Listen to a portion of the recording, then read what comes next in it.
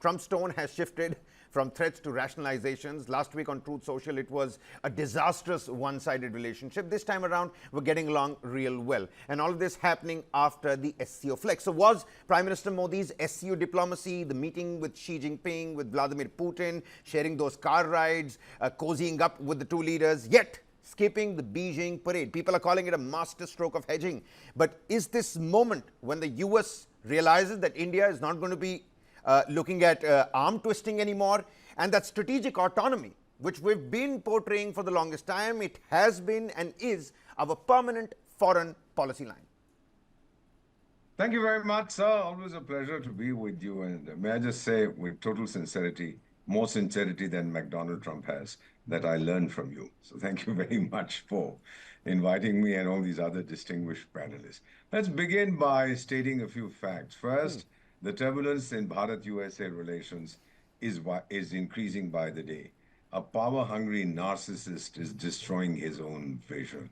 Sir, may I just remind you very quickly that the unfortunate Deputy Prime Minister and Defense Minister of Australia was in the US, and the fellow posted a picture of him in the office of Vice President J.D. Vance and said the Defense Secretary of the US was there. Promptly, the Pentagon said, oh, no, this guy came begging, knocked on the door and barged in and took a photograph. You say this about the Deputy Prime Minister of an ally, Australia, and you think the Australians are going to take this lying down? No, just very recently, he has tried to mess around with everybody. In the process, you've seen what happened at the SCO summit. Sir, the SCO summit is not anti-American. It was non-American. We were looking for alternatives, and we've shown it to them, that you are not the only player in the world. You may be the king of the universe in your own mind, but there are others also, and we have the option. I have received several messages from my own WhatsApp group, from the United States, and I see we have a guest from America. Welcome, sir.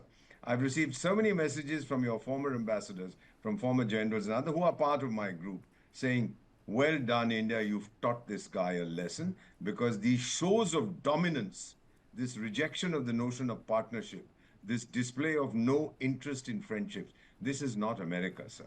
This is one man's vision, this idea of dominating the world. It doesn't work in 2025. I mean, what was it? The end of history, Francis Fukuyama, who was my teacher once upon a time, and the last man when the Soviet Union collapsed. Well, history is being written today.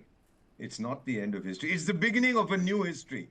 So Mr. Trump, Donald Trump, whatever his name is, please understand that you may be very brave, you're the best country in the world, I have no doubt, I've lived there. I love the United States. But this kind of behavior for a nation of 140 crore, 1.4 billion, is not acceptable. And you might be the baron of business, but you're dealing with the Nawab of negotiation, a man called Narendra Modi, who's from Gujarat, by the way.